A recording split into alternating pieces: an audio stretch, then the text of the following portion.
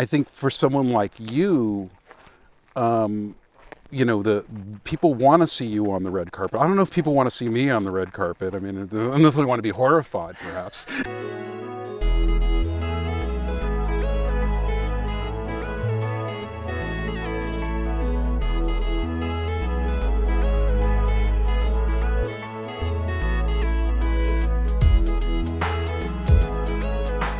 Today is a very special day.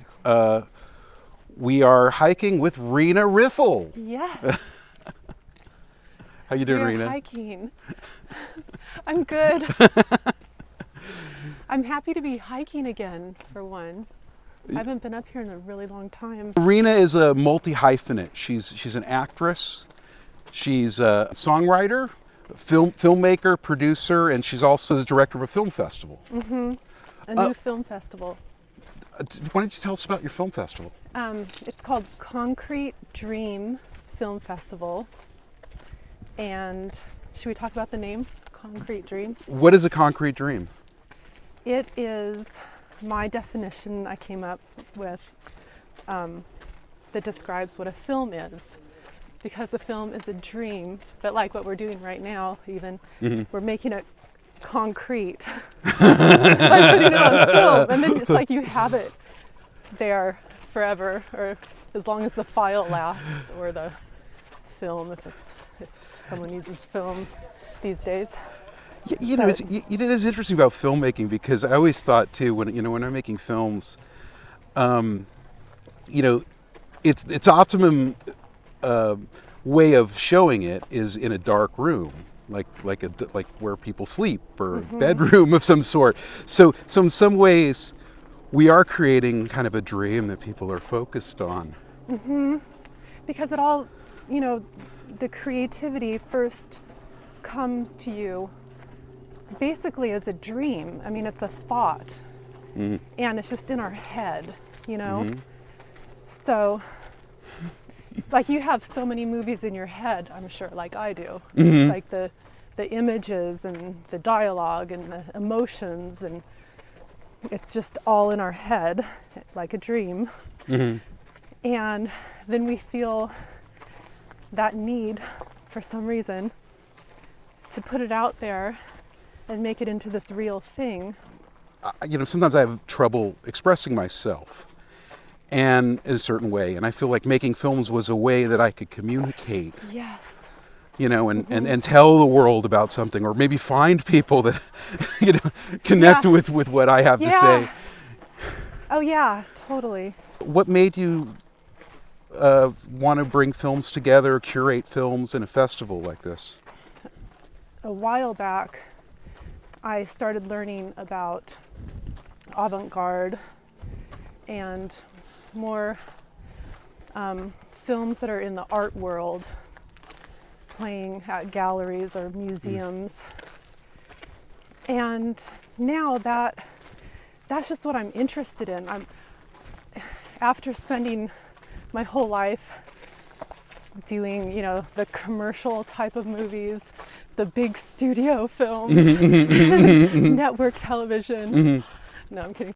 My idea is to do this film festival and bring attention to these films that a lot of people in, you know, the Hollywood kind of filmmaking that goes on, like, they don't even know that this is going on or that these exist, because there was a time where I didn't know what was going on. And there's just so many amazing filmmakers out there that are doing this very thoughtful, creative work. When did you realize, like, you were going to be a creative person or pursue a creative life?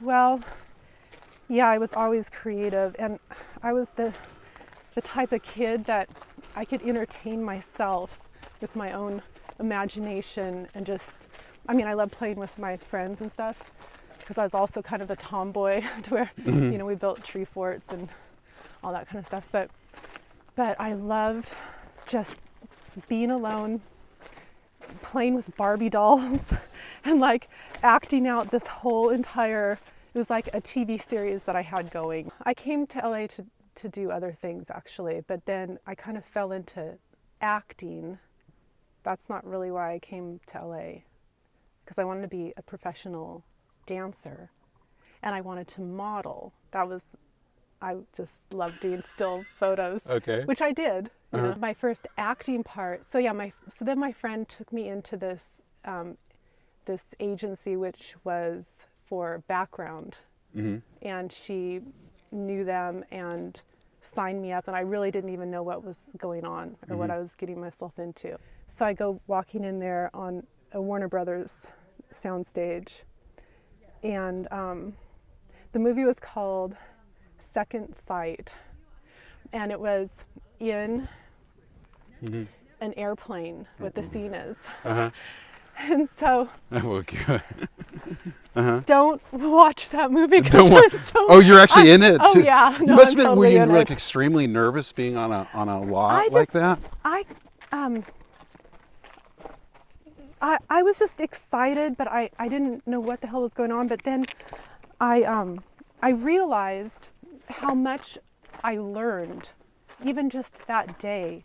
I learned about all the lingo that they use, because if you don't, if you show up as an actress starring in something and you're working for like a studio movie, and they're saying these different words that you've never heard before, yeah. Like hit your mark, you just, there's just a lot of technical, what is it, like protocol of how things actually work. When it comes to like the studio movies, it's different when you do your independent stuff. Well, even independent movies. I remember when I made my first film, like I sort of knew about cameras and things like that, but then I got a proper production manager and he hired a bunch of people, and then I get on set and I didn't know who the hell anyone was.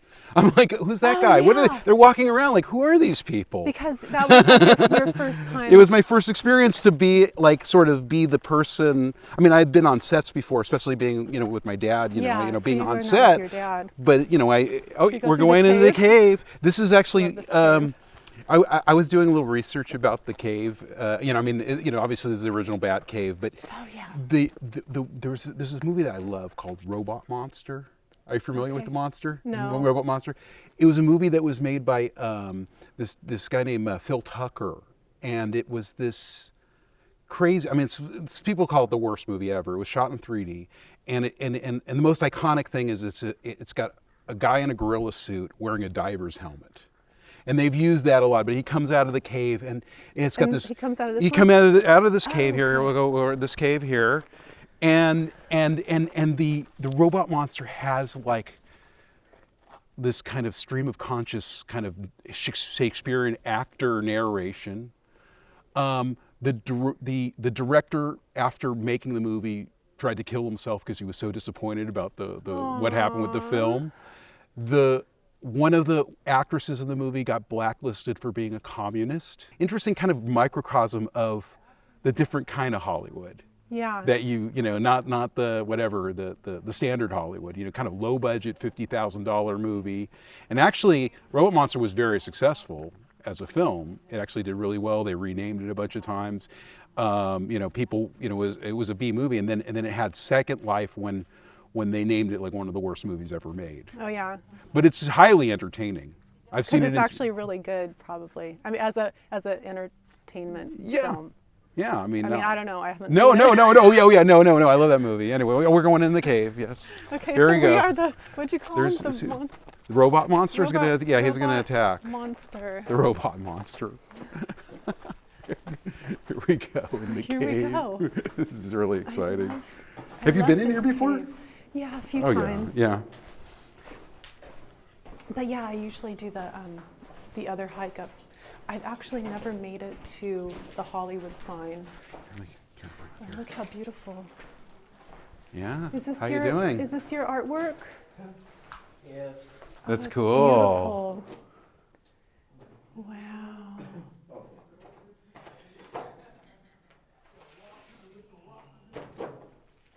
That's really neat.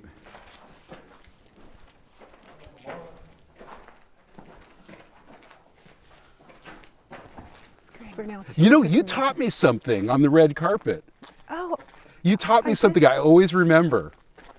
What? You told me, like, and this is so funny because this is like such a Hollywood thing. You were like, when you're posing on the red carpet, you got to tilt your head forward towards the person.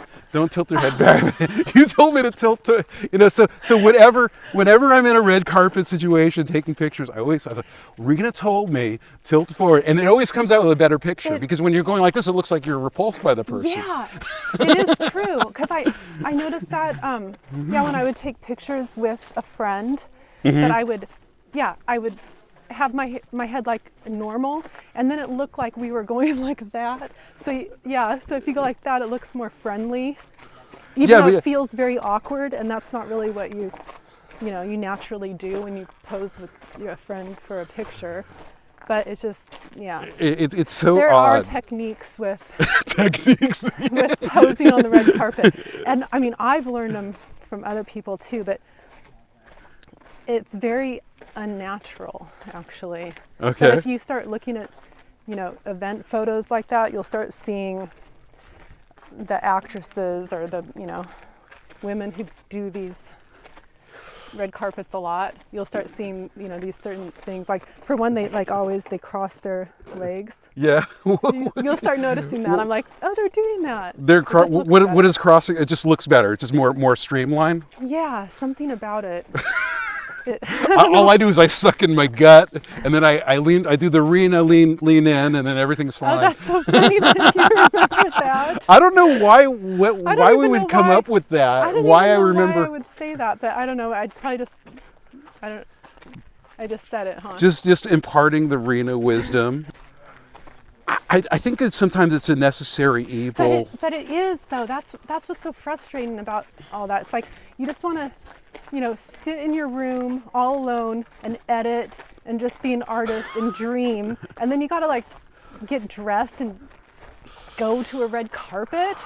I think for someone like you, the people want to see you on the red carpet. I don't know if people want to see me on the red carpet. I mean, unless they want to be horrified, perhaps. You have to sort of create excitement. You have to, and in some ways, I actually used to really think red carpets were kind of dumb, but I mean, sometimes it's fun. Like you get people together. Mm-hmm. You get your crew together. I think different filmmakers have different objectives when they make a film. You never know. Like there's people that make films out of pure expression.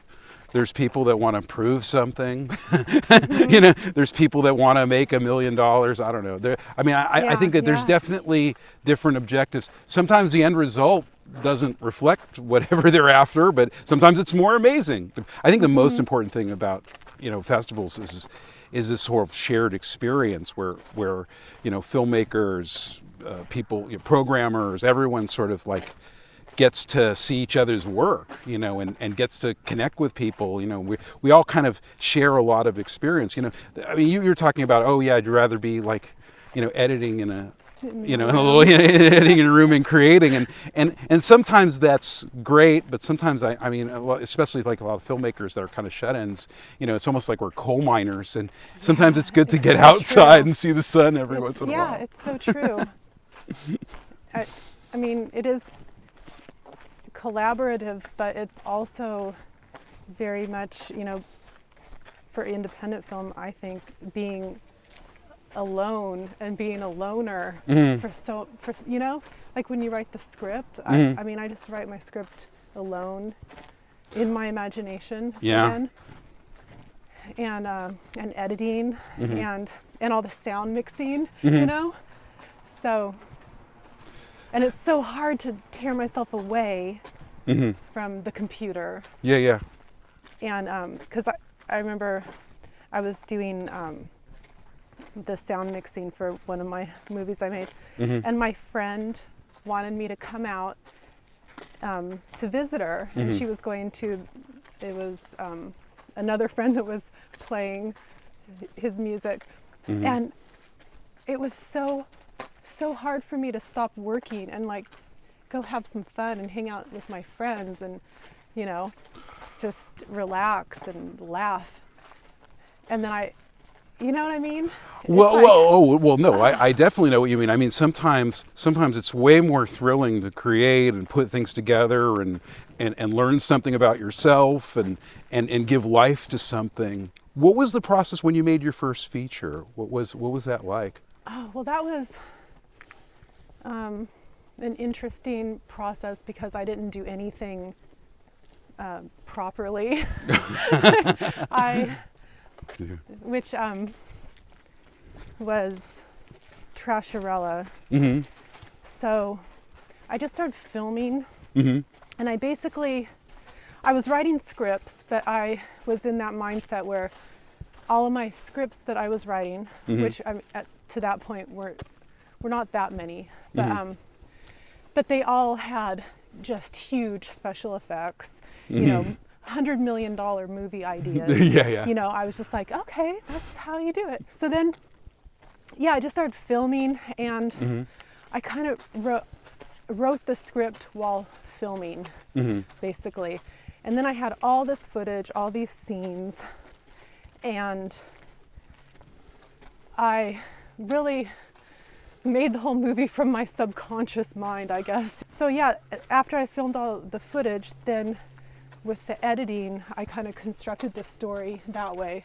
And then I saw, you know, what is this story trying to tell me? Mm-hmm. And then I went back and I wrote more scenes that I actually wrote them to tie all this stuff in. Mm-hmm. And I actually, that was actually like 10 years ago. It's hard for me to remember these things now because I've blocked it out. Because it was so horrible, really. I called it the torture chamber because The torture chamber. That's yeah. an interesting way to consider filmmaking.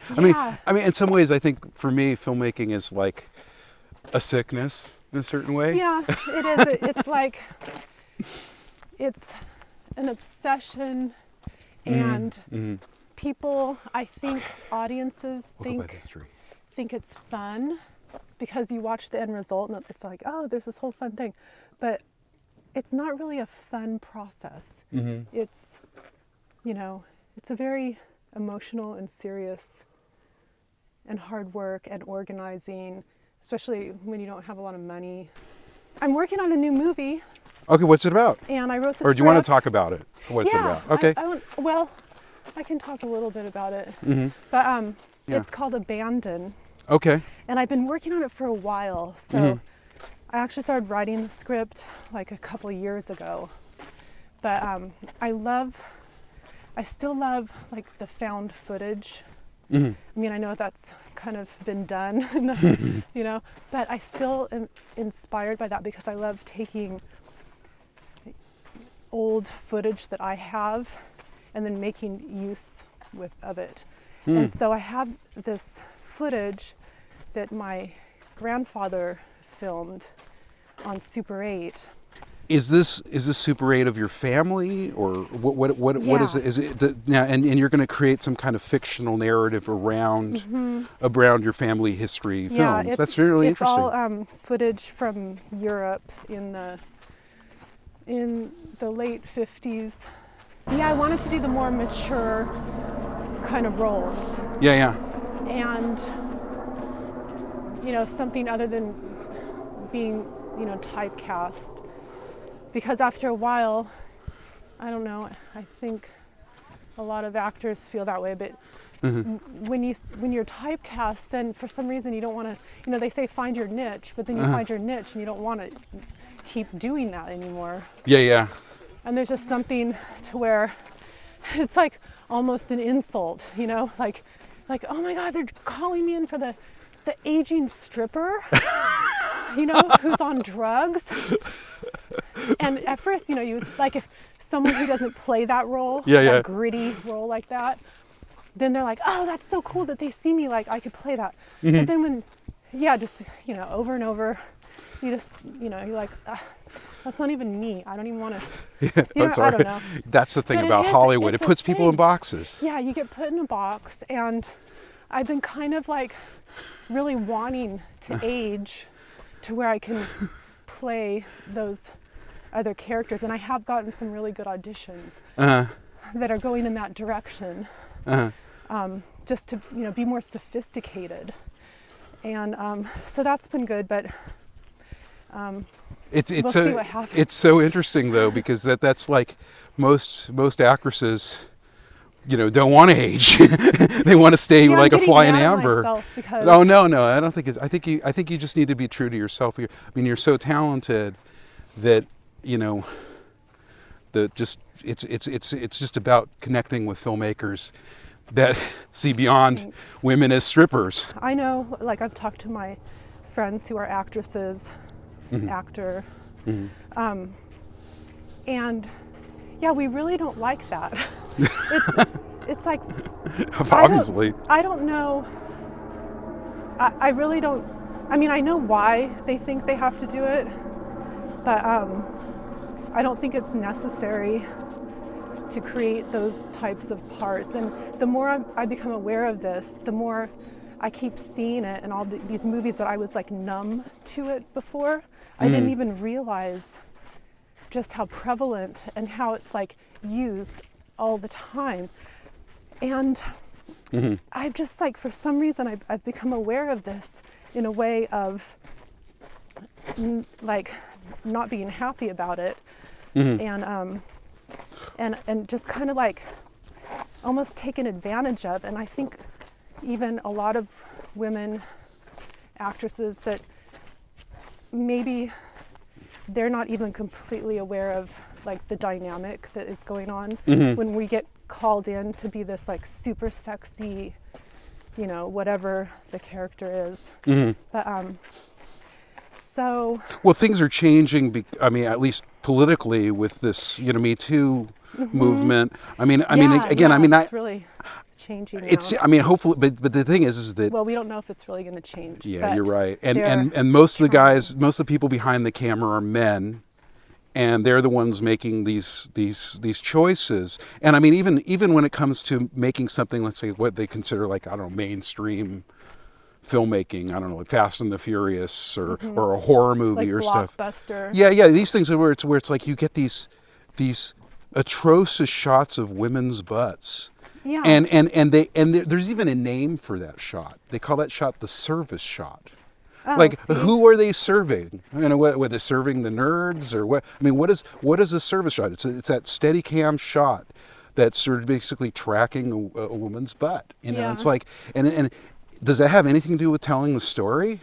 Does No. it have anything? Does that serve the does that do anything other than demean women?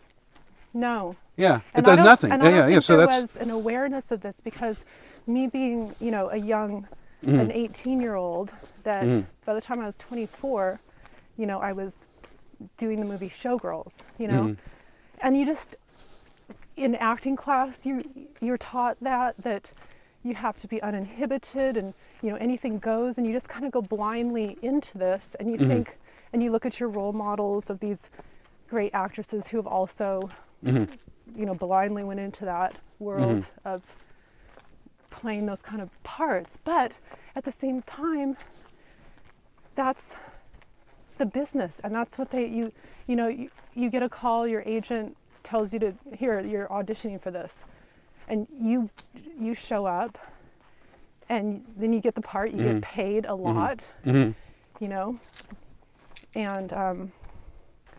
it's just like, it just starts happening until you finally wake up and you realize, wait a second, what's going on here?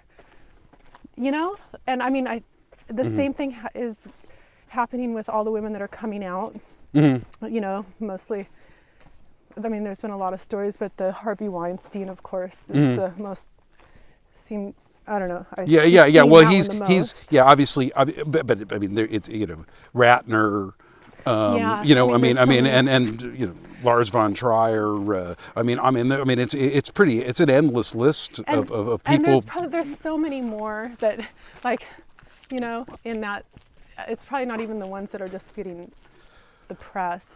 But you see what these women like Uma Thurman and Salma Hayek, you know, they go out, like we were talking about the red carpet, and, you know, they do these amazing acting jobs, and they go out there and they smile and they talk positive and they win their awards. And behind the scenes, they're like being tormented. Yeah. You know, they're just, but then they go along with it. Like, why? Because they just, I don't know why exactly, but it's like they think that that was how it just is. Well, it was and they were young, and you know. It was sort of the world that was created around them. Yeah. And also it's a power game. Yeah. I luckily don't. Yeah. Even though I kind of do. I was in the movie Bounce. So it's that was a Miramax. Miramax film. Yeah. But that was the only movie that my part got cut out, actually. I mean, I think there's two separate things going on. I mean, obviously you have this abuse of power, but we're also talking about just sort of that institutional way that some filmmakers see women.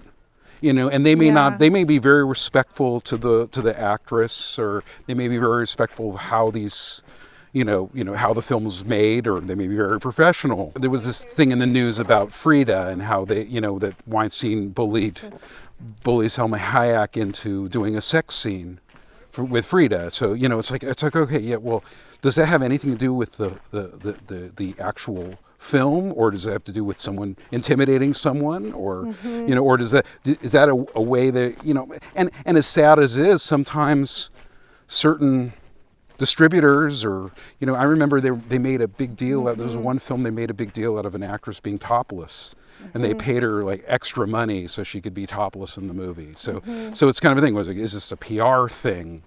I mean, you know, it's, you know, Yeah, the distributors, because I went through that with my movie Trasharella, even though, you know, that was 10 years ago. And I was, you know, back in that other mindset I was talking about. And like, I thought it was a sexy enough movie, even though there was no nudity in it. And I did experience that with distributors saying, oh, there's no nudity. It needs more, you know. I slipped when you said nudity. I was going to go right down the hill. All right, I guess this is what we have. We're here. Okay. We did it. What'd you think? What'd you think? Was it fun? That was so much fun. Oh, it was fun? Okay. Yeah. Thank you so much, and hopefully we learned something about ourselves, and we taught something to people. Yeah. No, I learned a lot today too. What did you learn? Oh, just different things. I learned. If I start talking about it, then we're going to be hiking back up to the cave. Let's hike up back to the cave. All right. Thanks, guys. Thank you.